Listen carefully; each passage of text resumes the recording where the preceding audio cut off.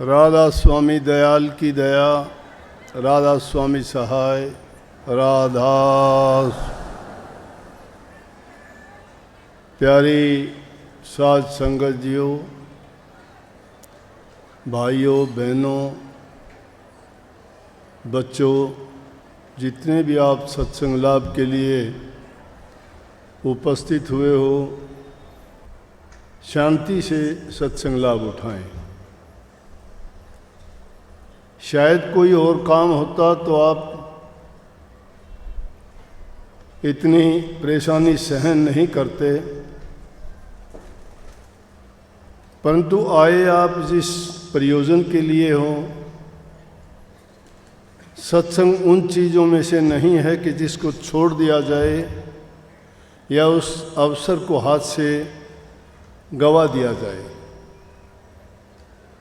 जिनको लगन सत्संग की, नाम की और भक्ति की है, वो तो उससे कभी बिछड़ना चाहेंगे नहीं, ना वो कोई परेशानी को मानेंगे। विशेष रूप से तो कुर्बान जाएं इन बहनों के कि इतनी गर्मी में भी चूल्हे के आग के सामने बैठ के चपातियाँ बनाती हैं, आग में सेकती हैं। और तो और यहाँ बैठने के लिए जगह नहीं मिली तो धूप में ही बैठ के बड़ी खुश हैं। क्या घरों में भी आप इतनी परेशानी सहन कर लेते हो? सत्संग बातों से नहीं होता, सत्संग सीखने से नहीं आता, सत्संग कोई कथा वार्ता नहीं होती। सत्संग इंसान का कर्म होता है। कर्म भी पवित्र होता है, कर्म सच्चा होता है, वो अपने चरित्र में उतारना होता है और वो चरितार्थ करके दिखाना होता है। लोग स्वयं दूसरे लोगों के सामने एक उदाहरण बन जाता है। दूसरों के गीत सुनते हैं कि उस सेवक ने गुरु की ये सेवा की, उस गुरु ने सेवकों के लिए इतना तप किया, इतनी साधना की, इतने कष्ट से। सेवकों के लिए वो कष्ट नहीं था। प्यार में तो इंसान पता नहीं बड़ी से बड़ी मुसीबत को झेल जाते हैं। प्यार का बड़ा अजीब खेल है। जब प्यार का नाता आपका जुड़ गया गुरु से, गुरु किस नाते से जोड़ता है आपको? भक्ति से। भक्ति है क्या?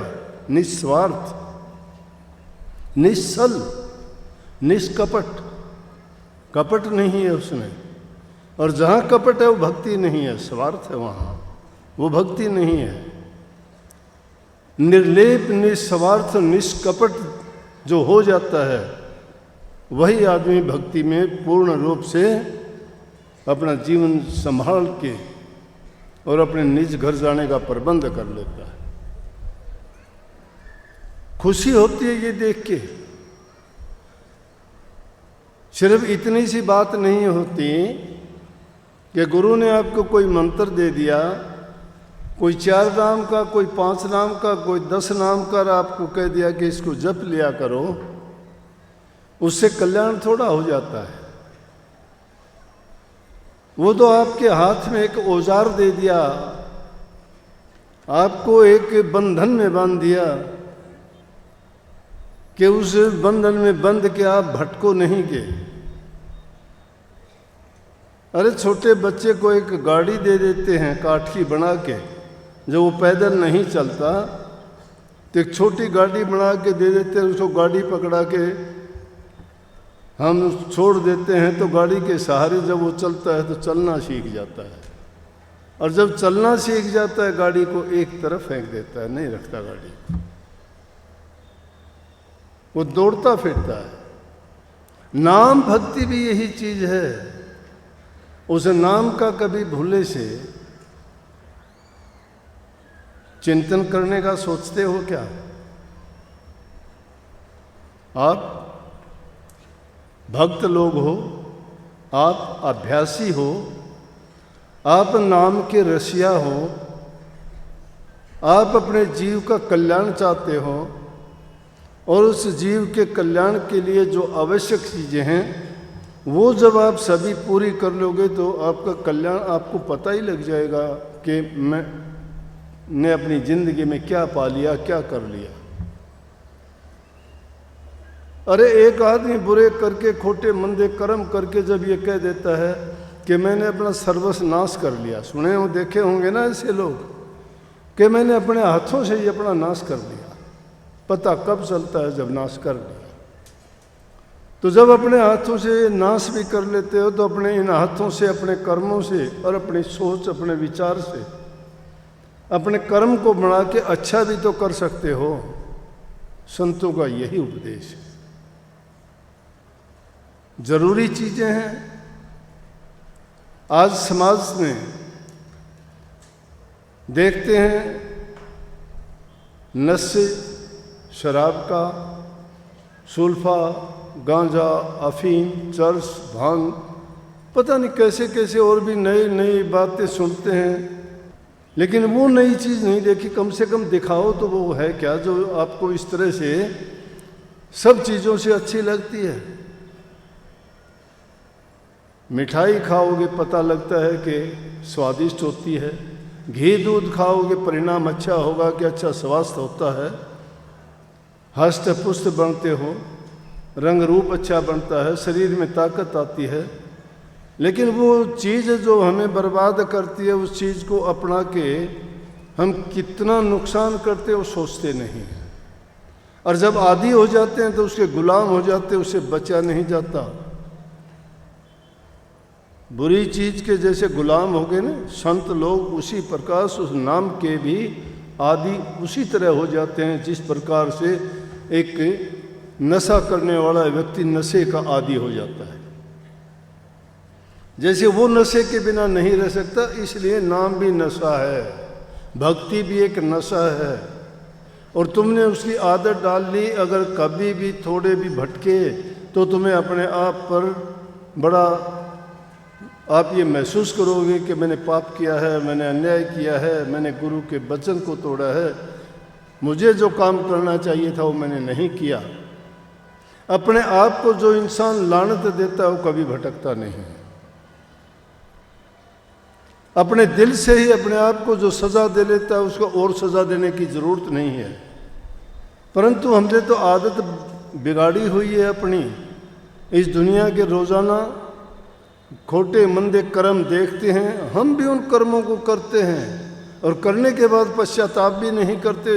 उसको छिपाने के लिए लाखों झूठ बोलना शुरू कर देते हैं और उन झूठ के पीछे झूठ से झूठ जुड़ जाती है, पाप से पाप बढ़ जाता है और उसका ऐसा ढेर लग जाता है, उसको मिटाना और हटाना बड़ा कठिन होता है।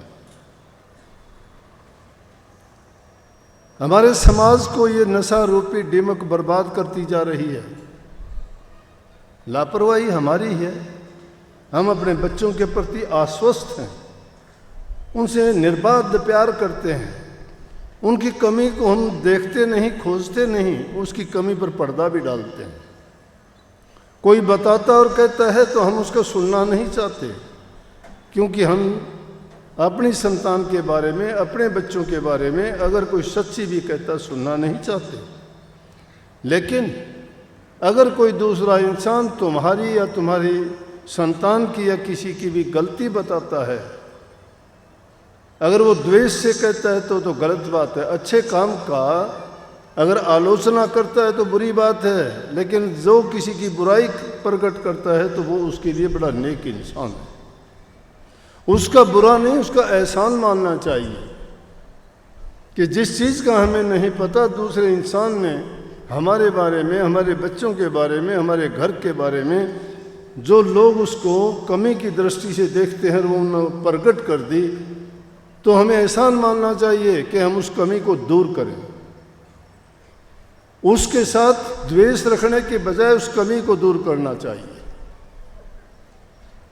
जब तक ये कमियां दूर नहीं होती ना, किसी गुरु से नाम ले लेना, कितना बड़ा नाम ले लेना, कितना बड़ा गुरु होना, कितना बड़ा तुम्हारा धर्म होना, तुम्हें कोई फायदा नहीं मिलेगा। फायदा जब मिलेगा जब इन कमियों को दूर करोगे आप। जब ये कमियां दूर हो जाएंगी तो मैं कहता हूँ भक्ति तुम्हारे लिए इतनी सहल हो जाएगी कि फिर तो तुम्हें राम के पीछे नहीं जाना पड़ेगा, राम तुम्हारे पीछे भागेगा। कबीर साहब ने स्पष्ट शब्दों में कही, माला फेर न हर भजूं, मुख से कहूँ न राम, मेरा साईं मुझको भजत तब पाऊँ विश्राम। फिर तो ना माला फेरने की जरूरत है, ना उसको याद करने की जरूरत है, और ना ही जबान से उसका नाम लेना भी ना जरूरत नहीं।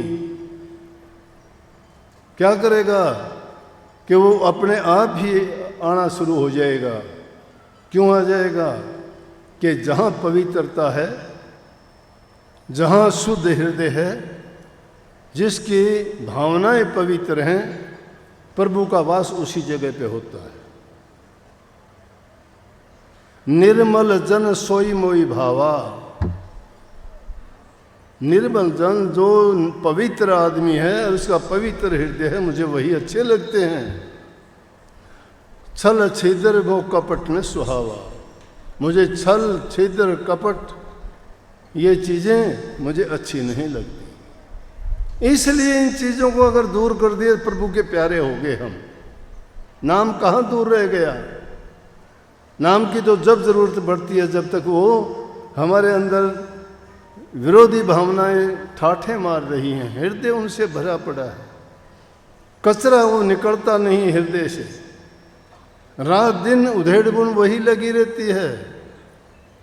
जो हमारा नेकी करता है, भली करता है, उसके बारे में कभी हम ख्याल भी नहीं करते। दुष्ट आदमी का चिंतन हमेशा रखते हो। मन की भावनाएं पवित्र कैसे होंगी? इसलिए अच्छे विचार, अच्छे ख्याल, अच्छी आदतें डालो। बुराइयां, निंदा, ईर्ष्या, चुगली, कपट, इन बातों से बचो, क्योंकि उन बातों से हमें कोई हित हमारा नहीं होने का, हमें कोई उनसे फायदा नहीं मिलने का। उन पर हम क्यों समय बर्बाद करें? हमें फायदा मिलेगा अच्छे वचन के सुनने से, प्रभु का गुणगान करने से, उनको याद करने से। जिसको याद करोगे वैसे ही तुम्हारी भावना हो जाएंगी।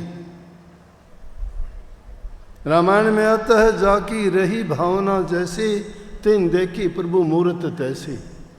जिसकी जैसी भावना होती है उसकी वैसी ही वो मूर्त देखता है दूसरे के अंदर। पवित्र आदमी किसी को बुरा नहीं सोचेगा, सबको सोचेगा सब भगत लोग हैं। और दुष्ट आदमी किसी को अच्छा नहीं सोचेगा, वो कहेगा सब ऐसे ही हैं, सब झूठे हैं, सब कपटी हैं।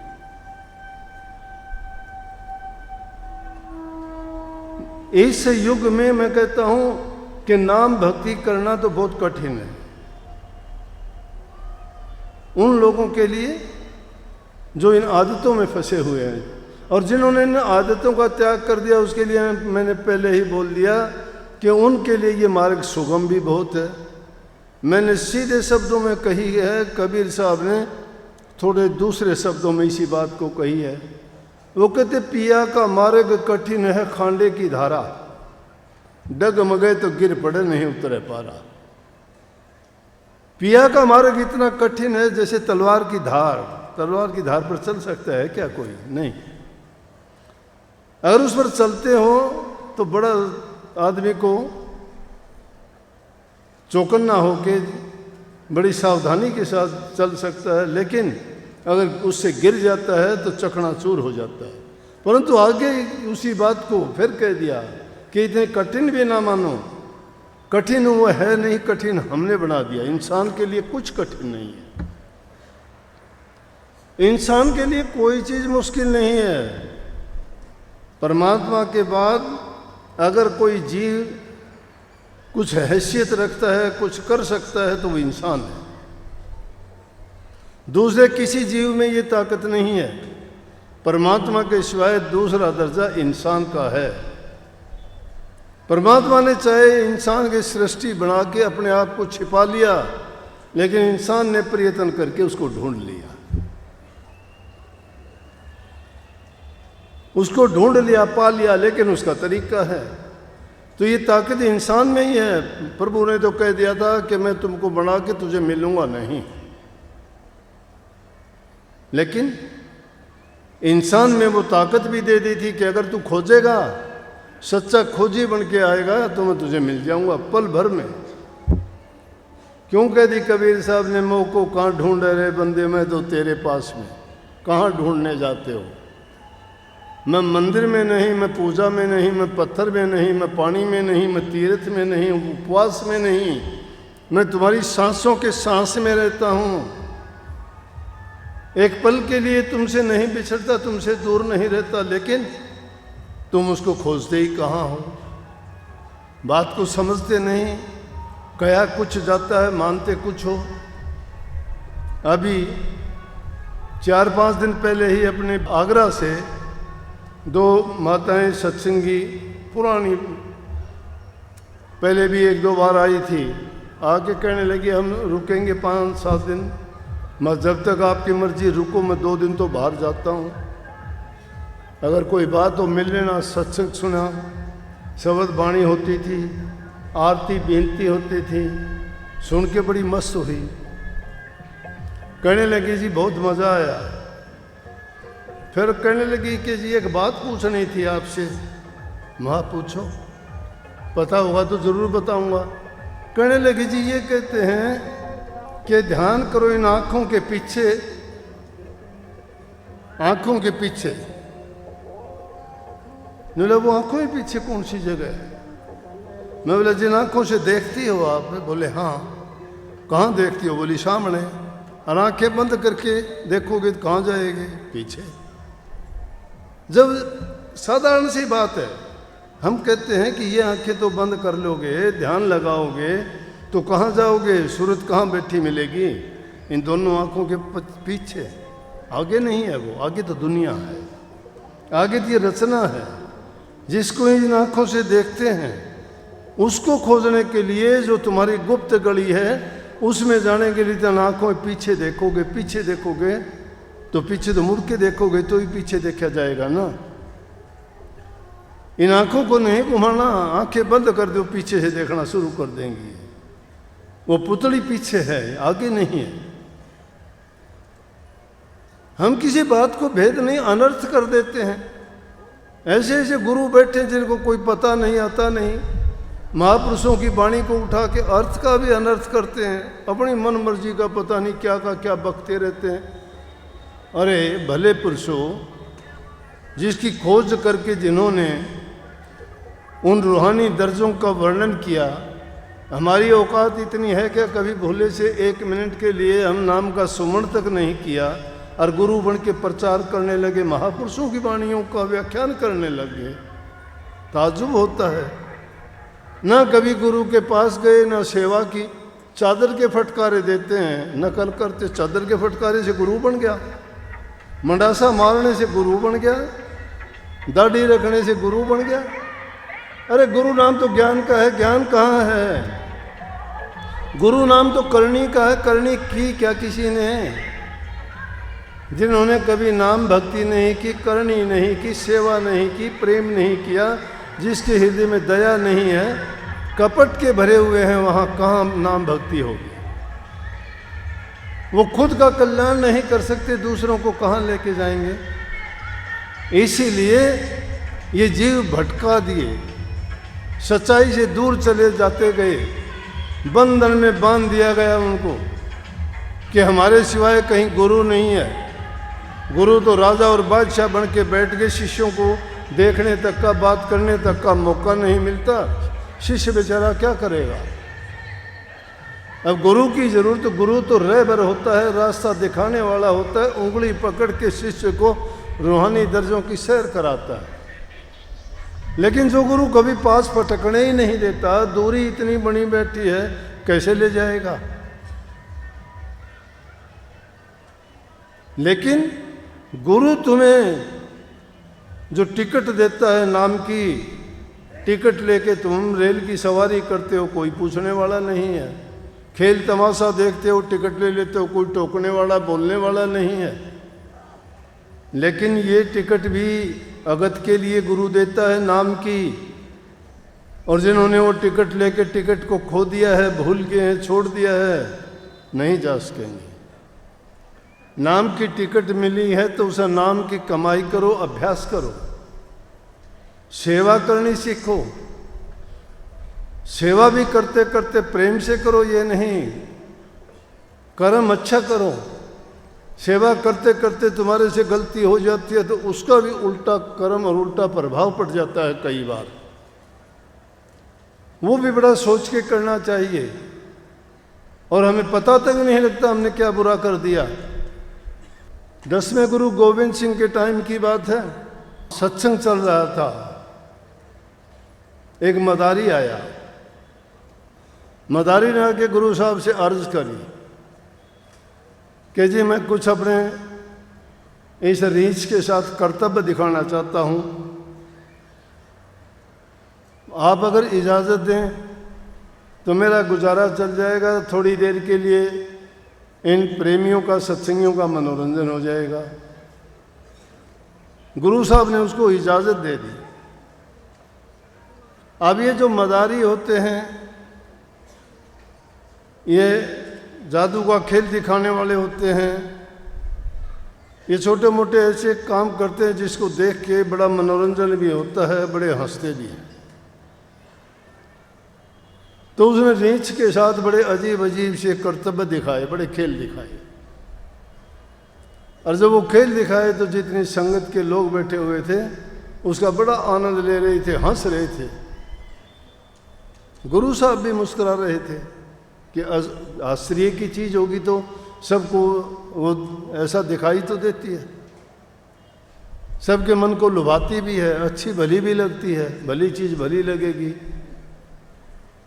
जिस प्रकार से वाणी अनेक प्रकार की है, जैसे ये वाणी थी, ये चेतावनी की वाणी है। चेताया गया है इसमें, क्या वाणी? मुसाफिर, हम मुसाफिर हैं।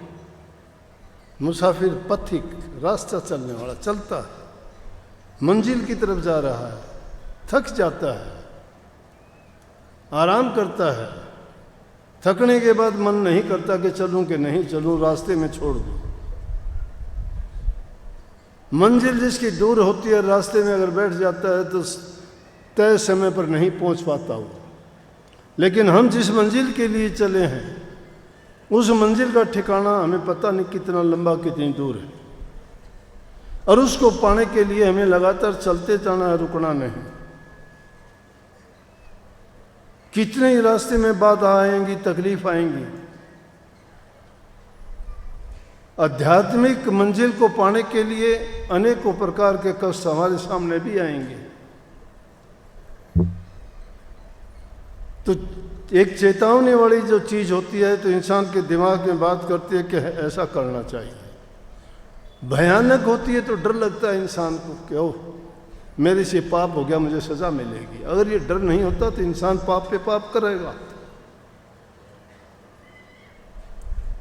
एक रोचक होती है जिसको देख के आदमी को बड़ी खुशी होती है, आनंद होता है। यथार्थ जो होती है उसको देख के इंसान को अपना अंदाज़ा लगाता है कि क्या मैं करता हूँ, मैं तो कुछ भी नहीं करता। इसको देख के दूसरे अभ्यासियों को देख के जब उनकी बातें सुनता है दूसरा अभ्यासी तो कहता है कि देखो इसने क्या कर लिया, ये मेरे से बाद का है, साथ का है, इसने तो क्या पा लिया, मैं कुछ नहीं पाया। हमारे साथ के भी और काफ़ी सत्संगी थे, वो यहाँ तक क्यों नहीं पहुँचे? क्यों रास्ते में डगमगा गए? वो उन्होंने हिम्मत नहीं जुटाई मंजिल की तरफ बढ़ने के लिए। अगर उस मंजिल की तरफ चलते, बाधाओं को पार करते हुए पहुंच जाते। और इस भक्ति के मार्ग में तो बहुत परेशानियां आती हैं, इतनी परेशानी कहीं नहीं आती।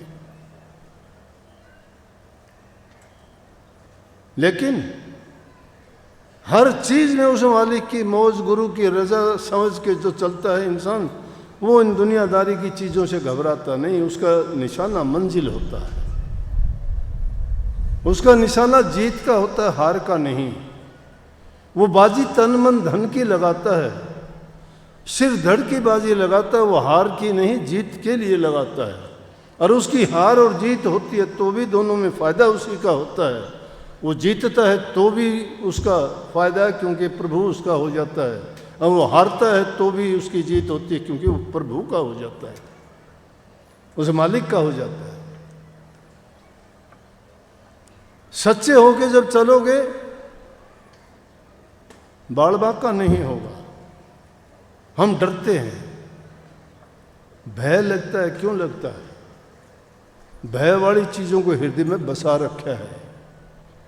कपट, पाप, झूठ किए हैं हमने। वो जब ऐसा हम करेंगे भय लगेगा, डर लगेगा। कर्तव्य दिखा रहा था, सब बड़े हंस रहे थे। जो गुरु साहब को पंखा डोल रहा था, चमर डुलाता था, वो भी बड़ा जोर जोर से ठाके लगा के हंसने लगा। गुरु गोविंद सिंह जी कहने लगे, अरे तुम बड़ा जोर से हंस रहा है। बोला, गुरु साहब हंस तो सभी रहे हैं।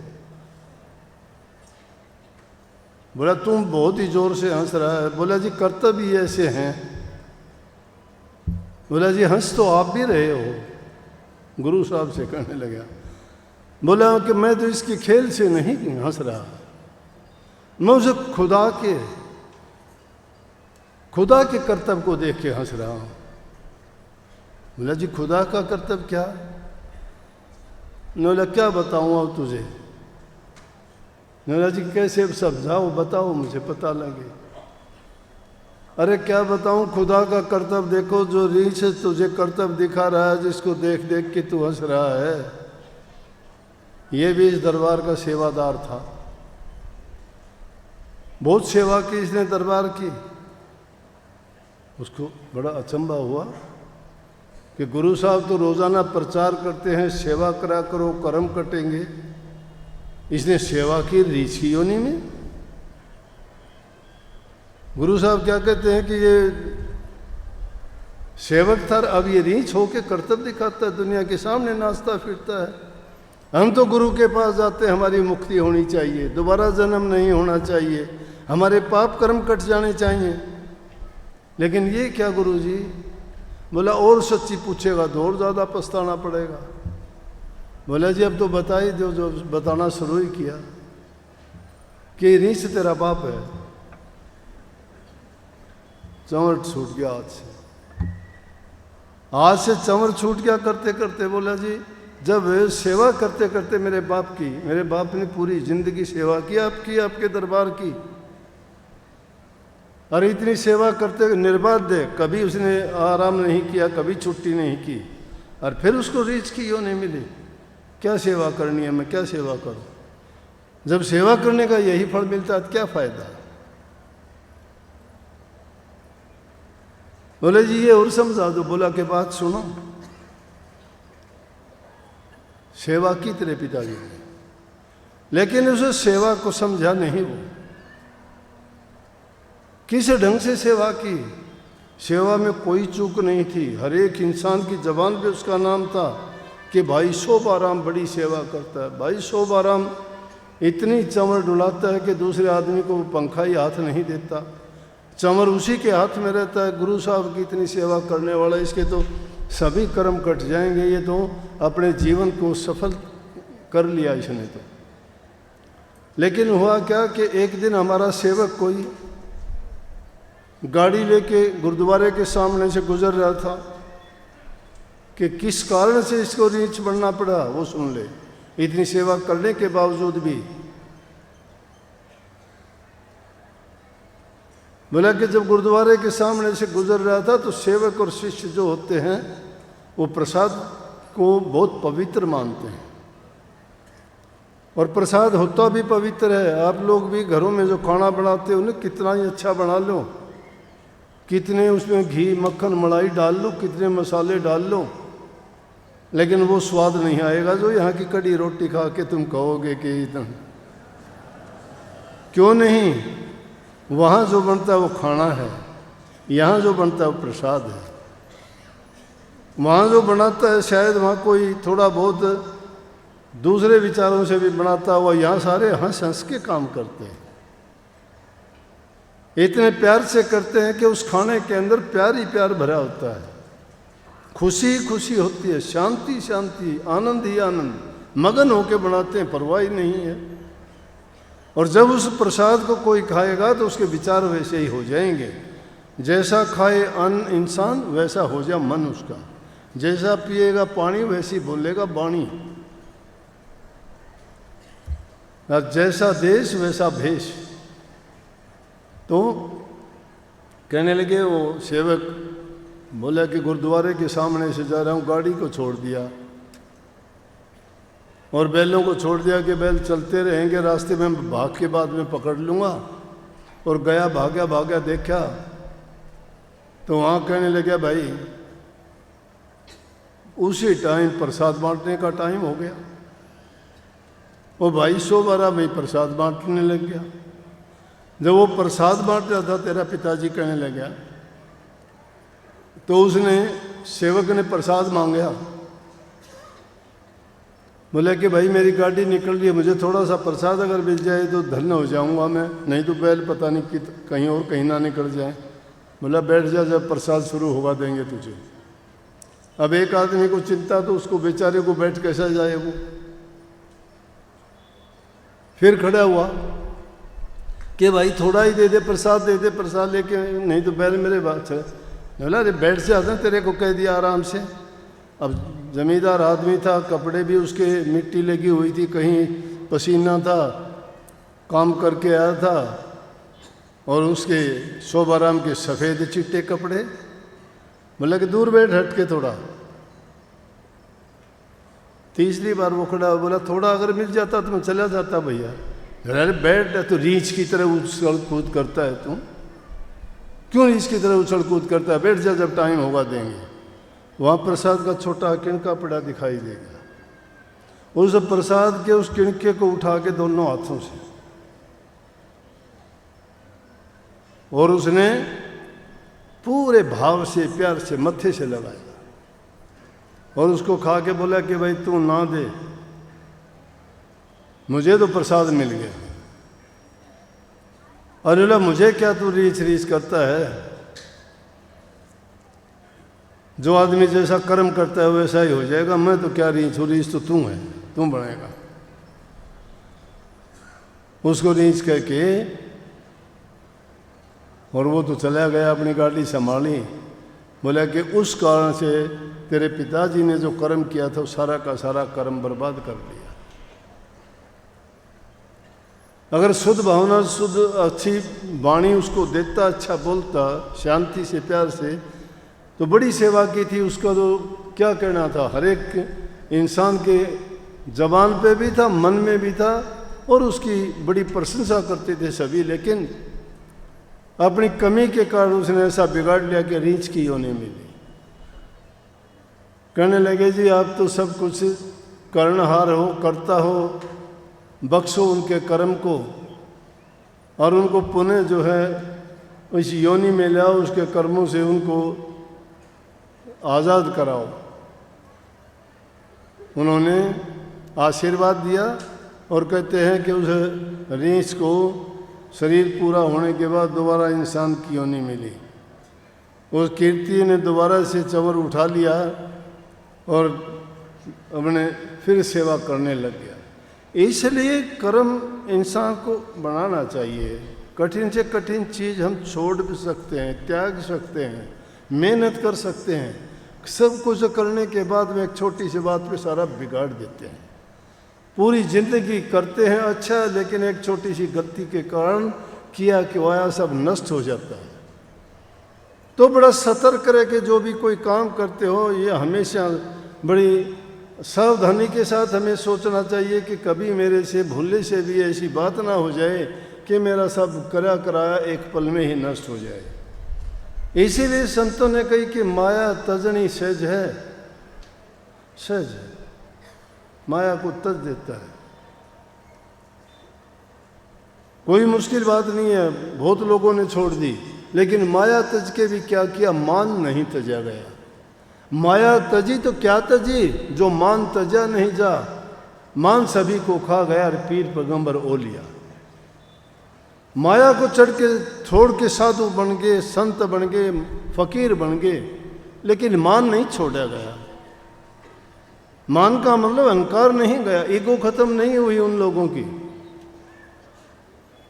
फिर उनमें मान आ गया। किस बात का आ गया? अरे जिस मान को त्यागने के लिए हमने घर त्यागा, बच्चे त्यागे, संसार को त्याग दिया, जीभ में और इंद्रियों के रसों को त्याग दिया, लेकिन उल्टा काम कर लिया कि मान नहीं छोड़ा गया, हमारे से अहंकार नहीं त्यागा गया।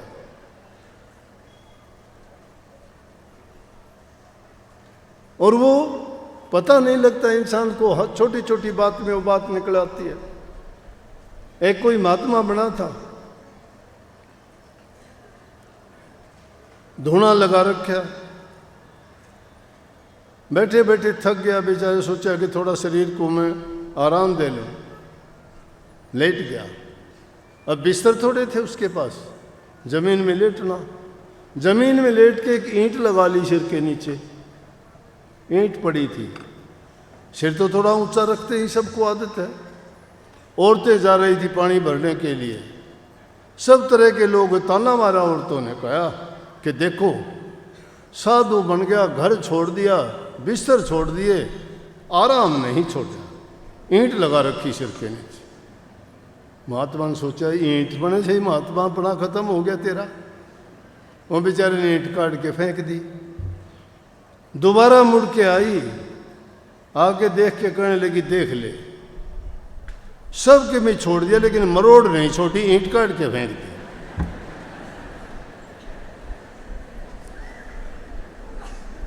कहने का मतलब इंसान मान नहीं छोड़ सकता। मान तजना बहुत मुश्किल है, माया मुश्किल नहीं है। माया छोड़ दिया, बड़े बड़े राजे महाराजे राजमहल त्याग दिए, खान पान त्याग दिए, रानी बच्चे त्याग दिए, लेकिन फिर अच्छी करने के बाद में उनमें मान आ गया, अभिमान आ गया, और अभिमान के कारण वो कहीं नहीं गए, उस गति से भी गिर के दुर्गति में पहुंच गए। इस मन के कारण उनकी सबकी गिरावट हो गई। मन के पुजारी बन जाते हैं हम। बड़ी से बड़ी चीज को तो त्याग देते हैं, एक छोटी सी चीज के उस लालच के लिए हम जो है अपना सब किया कराया बर्बाद कर लेते हैं। लेकिन उन चीजों को जीतने के लिए कम, एक इंसान कभी भी अहंकार ना आने दे। चाहे आप कोई भी काम करते हो, कोई भी काम करते हो, हंस के काम करो, मीठा बोलो, सबके साथ अच्छा व्यवहार करो, बड़ों का इज्जत सम्मान दो, छोटे बच्चों से प्यार करो, बराबर वालों को बराबरी का दर्जा देके उनके साथ मित्रता का व्यवहार करोगे, कभी तुम्हें कष्ट नहीं होगा। किसी को देख के अपने मन में ये ना लाओ, अगर कोई अच्छा है, बहुत अच्छा होना चाहिए, अच्छा बनने के लिए प्रयास करो। कोई निकम्मा है तो उसकी बातों की तरफ ख्याल ना करके, निकम्मा कोई नहीं बनना चाहता, बुराई को मत अपनाओ कभी भी। उसके लिए ना समय दो, ना अपना विचार दो, और ना कभी उसके बारे में सोचो। अगर सोचना है तो अपनी बुराई ढूंढो कि मेरे अंदर कमी क्या है, मैं कैसे दूर करूं। और उनको दूर करने के लिए गुरु ने आपको वो टिकट दी है, वो आपको एक ऐसा मंत्र दिया है, एक ऐसी जड़ी और बूटी दी है। अगर बीमार तो हो, तो रूहानियत की बीमारी आपको लगी है तो उस जड़ी से दूर होगी। मन में अगर मैल लगा हुआ है तो उस नाम रूपी साबुन से दूर होगा। और अगर बाहरी शरीर में तुम्हारे हैं तो उन बुराइयों को त्यागने से इंद्रिय भोग और स्वाद को त्यागना पड़ेगा। इसीलिए राधा स्वामी मत ने बड़ी सीधी और स्पष्ट शिक्षा दी। उन्होंने कही कि नाम का सुमन करो। नाम का सुमन करने से क्या होगा, तुम्हारे बाहरी जितने भी पाप हैं, मोटे बंधन जगत के हैं, वो सारे के सारे दूर हो जाएंगे। मान सम्मान अभिमान ये उनसे दूर होंगे। इच्छाएं आशाएं तृष्णाएं वासनाएं, काम क्रोध लोभ मोह अहंकार एक दिन में नहीं, कभी एक दिन में सोचते हो कि सबको उतार के फेंक देंगे। ये कोई ऐसा चोला नहीं है कि जिसको उतार के फेंक दिया और पवित्र हो गए, एक दिन में नहीं जाएगा, टाइम लगेगा। अपनी निरख परख करते रहो कि जिस रास्ते पे मैं चला हूँ मैं कितना उस पर काम करता हूँ। उसके लिए नाम का सुमन, जब तुम्हारा नाम का सुमन पक्का हो जाएगा, उससे मैंने कहा था जो कोई आदमी एक नशा करता है, उस नशा करने वाले की तरह से आप उस नाम की याद आएगी, तो समझो कि आपने नाम का सुमन पक्का कर लिया है। उसके बाद बताया ध्यान। ध्यान के करने से मन की शुद्धता और पवित्रता होगी। ये जो भागता है ना, इधर उधर भागता है, इसकी आदत है भागने की, रुकता नहीं है, टिकता नहीं है, बल्कि हम नींद में सो जाते हैं, शरीर सो जाता है, इंद्रियां भी सो जाती हैं, लेकिन ये मन नालायक फिर भी भागता है, लिए फिरता है तुम्हें दूर दूर तक। और वही जब ध्यान में भी जाते हो तो वही मन तुम्हें पकड़ के फिर निकाल के ले जाता है। शरीर तुम्हारा बैठा रहता है, ध्यान के लिए बैठते हो, लेकिन मन तुम्हें लेके चला गया कहीं दूर। कहाँ कहाँ की सैर करते हो, ध्यान के लिए बैठे थे, शरीर वहीं बैठा है, तुम घूमते हो कहीं शहरों में, कहीं कोई काम करते हो, क्या क्या पता नहीं वो बात उठा के लेके आता है, ध्यान नहीं है वो। ध्यान निर्बाध्य रूप से जो ध्यान होता है उसमें किसी चीज की कल्पना नहीं होती, कल्पनाओं से ही ध्यान होता है, लेकिन कल्पना और दूसरी नहीं, एक गुरु के रूप की, उसी की कल्पना करो, उसी को चित्र बनाते रहो हृदय में। क्यों बनाने के लिए कहा कि जिसका ध्यान करोगे, जिसका ख्याल करोगे, उसके गुण, उनके ख्याल, उनकी जो पवित्रता और शुद्धता है तुम्हारे हृदय में उतर जाएगी। जो जैसा है उसको, जैसे चीज को याद करोगे, उसके गुण और दोष आपके अंदर उसी तरह से आ जाएंगे। गुरु पवित्र है, गुरु पूज्य है, गुरु हमारे लिए आदर्श है, इसलिए गुरु का ध्यान करो। कितने लंबी बड़े शब्द लिखे जिन्होंने राधा स्वामी मत प्रकट किया, उन्होंने स्पष्ट रूप से कह दिया, गुरु का ध्यान कर प्यारे, बिना इसके नहीं छूटना। ये तुम्हारा अगर दूसरा ख्याल है कि बिना गुरु के, या तुम्हारी अपने दम से, या अपने कोई बल से, अपनी कोई समझ से, या अपनी अकल से, या अपनी चतुराई से तुम भक्ति कर लोगे, नहीं हो सकती। भक्ति नहीं हो सकती ऐसे, अपनी चतुराई से नहीं, गुरु को अपनाने से होगी। ये नींद भी बहुत परेशान करती है,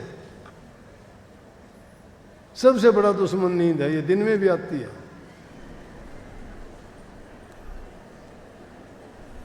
पता ही नहीं लगता कब सो गए, लेकिन जब इसको आराम मिलता है तो इसको नींद भी आ जाती है। जब इतनी पवित्र वाणी सुनी जाती है तो वो भी मस्त होकर सो जाती है। इसलिए वो ध्यान जब करते हो तो तुम्हारा गुरु के रूप का, अपने आदर्श का ध्यान करो, तुम्हारे अंदर वही गुण पनपेंगे। हृदय की सफाई होगी, उससे मन की सफाई होगी, बुरी भावनाएं, दुर्भावनाएं निकल जाएंगी, कुमति दूर हो जाएगी, सुमति आ जाएगी, दुर्बुद्धि खत्म हो जाएगी। पवित्र मन ही सब कुछ कर सकता है, अपवित्र मन में कुछ नहीं। वो तो अगर नाम लो भी गए वो भी व्यर्था चला जाएगा। और तीसरा है शब्द का सुनना, उसको भजन भी कहते हैं। प्रयास ना करो किसी चीज़ का सुनने का। बड़ी अच्छी बात ये याद आ कि मेरे को कभी कभी ऐसे वाक़यात होया करते हैं, और गुरु तो पता नहीं किस रूप में क्या शिष्य को कह बैठे, क्या उसको परखने के लिए, जांचने के लिए। और गुरु की लीला गुरु ही जानता है। गुरु की बात में हमें संदेह नहीं करना चाहिए, वो हर हाल में शिष्य का भला ही करता है। तो एक बार का वाक़या ऐसा गुजरा कि महाराज जी और मैं बैठे थे, कहने लगे हाँ भाई, हाँ जी, ने बोले ये धुन होती है क्या? हाँ जी आप जानो, आप ही बताते होती हैं। बोला तूने सुनी है? मैं हाँ जी सुनी है। बोला कौन सी सुनी है? मैं सारी सुन ली मैंने। बोले सारी सुन ली तो दूसरे को भी सुना सकता है? हाँ जी सुना सकता हूँ। ने बोला इतनी आसानी से? हाँ जी माँ इतनी आसानी से। बोला कैसे? मैं बोला जिसका ख्याल करके ध्यान कर ले वो सुन जाएगी। मैं बोला वाह भाई वाह, वाह भाई वाह। बोला ये भी कोई बात हुई। मैं बोला जी असली को पाने के लिए नकली पे तो चलना ही पड़ता है। मजहब ख्याली, लेकिन वो ख्याली है। बोले शाबाश तूने सही बात कही है कि हम क्या करते हैं, ख्याल करते हैं और ख्याल करके कहते हैं मैंने वो धुन सुन ली, मैंने वो प्रकाश देख लिया, मैंने वो नूर देख लिया, मैंने गुरु का वो नूरी रूप नजर आ गया, मुझे बड़ी शांति मिल गई। वो छोटी बात नहीं है। नकल से ही असल बनती है। कहने लगे बात तो यही है कि जिस चीज़ का भी ख्याल करके बैठोगे वही तुम्हारे हृदय में और आँखों के सामने तुम्हारे ख्याल और विचार में उतर जाएगी। लेकिन उसी का ख्याल करते करते वो सच्ची भी हो जाएगी। क्यों? मन टिक जाएगा, मन भागेगा नहीं, एकाग्रता हो जाएगी। तो कोई भी एक चीज़ क्यों, इसलिए गुरु का रूप क्यों बनाए हम? गुरु का रूप इसलिए बनाए, वो निर्गुण रूप है, सरगुण रूप गुरु हमारे सामने है। सर्वगुण से भरा हुआ है, बोलता है, चलता है, खाता है, पीता है, संदेश उपदेश सब कुछ देता है, वो सरगुण रूप है। लेकिन जिसका ख्याल करते हो निर्गुण है, उसकी बनावट नहीं है, कोई शरीर नहीं है, सिर्फ गुण है वो। इसलिए उस गुण का ध्यान करने से तुम्हारी मन की एकाग्रता जो हो जाएगी, तुम्हारे सूक्ष्म विचार और ख्यालात में वो चीज़ जब जच जाएगी, जब कभी भी तुम एकांत में बैठोगे वही चीज़ बार बार तुम्हारे हृदय में आती जाएगी। इन तीन चीज़ों को सुमन, भजन और ध्यान तुम एक ही समय में तीनों को कर सकते हो। कभी कोई ये कहता हो कि अलग अलग करनी पड़ेगी, अलग अलग कुछ नहीं करना। जब भी तुम ध्यान में जाते हो, ध्यान में बैठते हो, ध्यान में बैठते वक्त नाम का सुमन करते करते गुरु के रूप का ध्यान करो। कितनी योनि भोग के इंसान के रूप में आए हैं, उनमें कितने हमारे कर्म किए होंगे हमें ख्याल भी नहीं है। उनका अब भी हमारे ऊपर असर है, हमारे से उनका असर नहीं हटा है। इसीलिए अलग अलग इंसान हैं, अलग अलग प्रकार के काम नहीं करते हैं। कोई पशुओं की तरह से दौड़ना शुरू कर देता है, कोई जानवरों की तरह से बोलना शुरू कर देता है, कोई गंदी मंदी गालियाँ देना शुरू कर देता है, कोई छीना झपटी मार पिटाई करना शुरू कर देता है। ये किसके गुण हैं? जानवरों के, राक्षसों के गुण हैं, इंसान के गुण नहीं है। ये इंसान तो परमात्मा के बाद उसका दूसरा रूप है। इंसान बहुत पवित्र चीज़ थी, लेकिन इस माया और काल देश में आके उन गंदी चीज़ों में रहते रहते उनका असर इस पे ऐसा पड़ा कि ये वैसा ही करना शुरू कर दिया। लेकिन जब महापुरुषों ने ऐसी हालत देखी, सतपुरुष ने संतों को भेजा कि जाओ और जो हमारी रूह है वहाँ इस प्रकार से विचलित हैं, त्रस्त हैं, दुखी हैं, उनको दिशा देके, रास्ता बता के उन भटकी हुई रूहों को वापस हमारे पास लाने का इंतज़ाम करें। करने को वो शक्ति 1 मिनट में कर सकती है परमात्मा, लेकिन किस लिए कि उनके सब के अभी कर्म जो कटवाने हैं, बिना कर्म काटे हुए उनको कहाँ लेके जाएंगे। इसलिए संतों को उनको कर्म काट के, उनको पवित्र बना के, उनके चरणों में पहुँचाने लायक बना के भेजने के लिए संतों को भेजा। इसीलिए संत शिष्यों को नाम की बख्शिश करके उनको पाक साफ और पवित्र बना के सतपुरुष के चरणों में ले जाते और इस काल की जेल से उनकी बंध छुड़ाते। संत आते ही बंध छुड़ाने के लिए हैं जीवों की। मैंने एक कहानी सुनी थी। मुगल बादशाह जहांगीर ने 52 राजाओं को कैद कर रखा था ग्वालियर के किले में, और उसी टाइम में छठे गुरु हरगोविंद को भी कैद कर दिया। क्योंकि संतों की तो आलोचना करने वाले भी बहुत होते हैं। बड़ी आलोचना की, कहने लगे कि ये आपके खिलाफ भड़काता है लोगों को, ये सिखों को आपके खिलाफ भड़का के और सेना तैयार करता है, लड़ाई करेगा, युद्ध करेगा।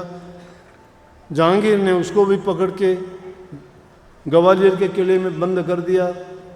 लेकिन जो महापुरुषों को दुखी करता है, सताता है, संत तो कुछ नहीं कहते, लेकिन उसका मालिक देखता है कि उसके नुमाइंदे के साथ कोई ऐसा गलत करता है तो उसका बदला सत्पुरुष अपने आप ले लेता है, और उनकी ऐसी दुर्गति, ऐसी हालत करता है कि मुंह दिखाने के लायक नहीं रहते हो।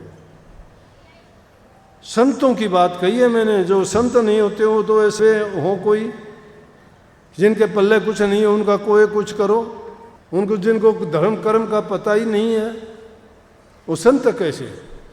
संत जो होगा वो किसी को कष्ट नहीं देगा। दुनियादार उसको कष्ट देंगे, उनको भी नहीं कहेगा कुछ भी, लेकिन उनकी संभाल मालिक अपने आप करेगा। मेरे काफ़ी दिन से ये कहानी सुन के ख्याल था कि ग्वालियर का मैं किला देख के आऊँ, जिसमें हरगोबिंद छठे गुरु, छठी गद्दी के जो गुरु थे अपने सिख धर्म के, उनको बंद किया था। अभी 2 दिन पहले, 3 दिन पहले मैं जाके आया। तो कहानी क्या थी?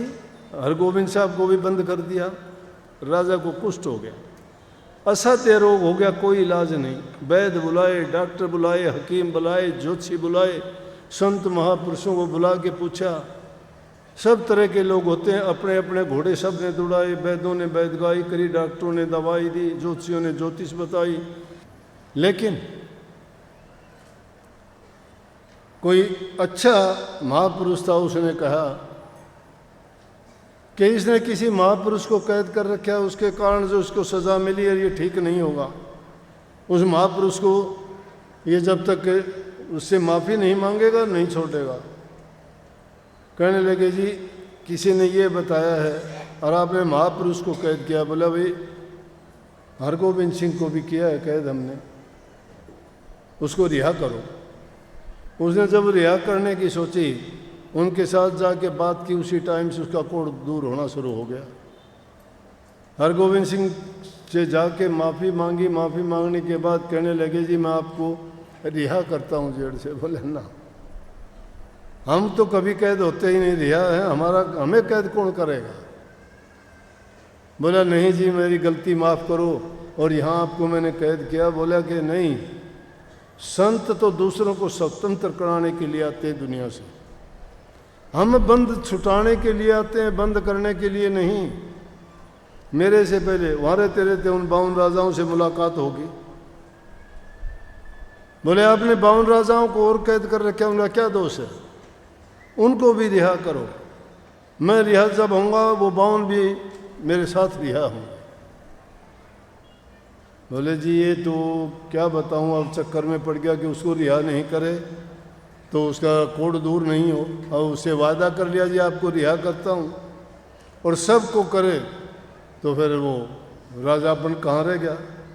उसने एक युक्ति निकाली जहांगीर ने। कहने लगा जी आपका चोला पकड़ के जितने निकल जाएंगे ना, चोले की कली पकड़ के, उतने स्वतंत्र हो जाएंगे।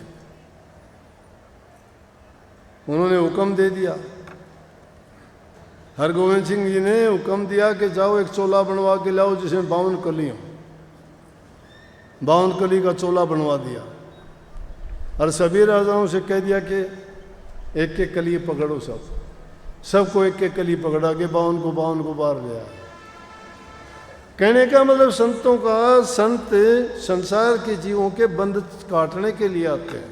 मैंने भी एक शब्द लिखा, सतगुरु बंधन काटन आए री कोई कटवाना चाहे। संत बंधन काटने के लिए आते हैं, लेकिन किसके कटते हैं? जो कटवाना चाहता है। कटवाना चाहने वाले की बात क्या है? जो गुरु की बात को मानता है, गुरु की आज्ञा का पालन करता है, गुरु भक्ति करता है, गुरु के कहे अनुसार चलता है।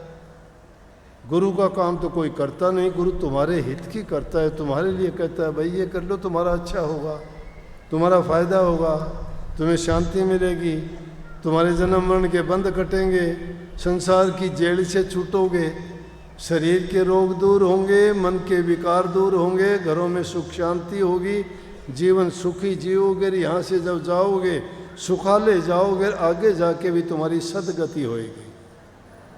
संतों का काम है संसार के जीवों को शांति देना। और शांति कैसे मिलेगी?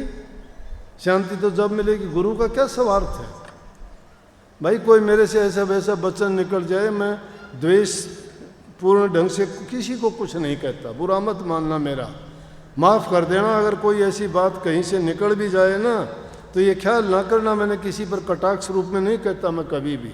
और कटाक्ष है तो हमारे सब के ऊपर है, उसमें मैं भी हूँ और आप भी हूँ। किसी को मैं एक को टारगेट करके नहीं कहता, लेकिन किसी पर लागू होते हो तो उनको कम कर लें, दूर कर लेना भाई, मैं भी हूँ।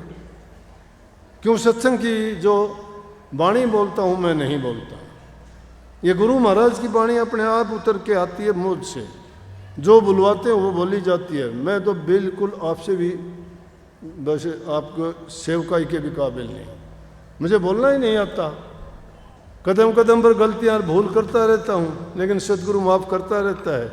तो आपसे भी माफ़ी मांगने में मुझे कोई गुरेज और परहेज नहीं है। अगर मेरे से गलती हो जाए तो माफ़ कर दिया करो, लेकिन मेरी बात तुम्हारे हित की हो और अच्छी हो तो मान भी लिया करो। देखो मैं आपके भलाई के लिए कहता हूँ तो अब माना करो, आपकी भलाई की बात हो वो तो मानोगे, मेरी भलाई की बेशक छोड़ दिया करो। क्योंकि गुरु महाराज की शिक्षा को पहुँचाना, उसका प्रचार करना, आप जीवों को सुधारने के लिए, आपको सुखी बनाने के लिए मेरा कर्तव्य बनता है कि गुरु के बताए मार्ग पर चलूं, आपको चलाऊं और आपके जीवन को सुखी बनाऊं। जो चलेगा उसके लिए आशीर्वाद है, सबका जीवन धन्य होगा। एक एक चीज़ के लिए ना पूछा करो, मालिक आपको सबको खुशी देगा, सम्मति देगा, खुशहाली देगा, हर प्रकार से जीवन आपका खुशियों से भरा होगा। और जब संसार से जाओगे तो हंसते हुए जाओगे, क्योंकि मुक्ति का दरवाज़ा आपका खोल दिया गया है। सबको बहुत बहुत आशीर्वाद। राधा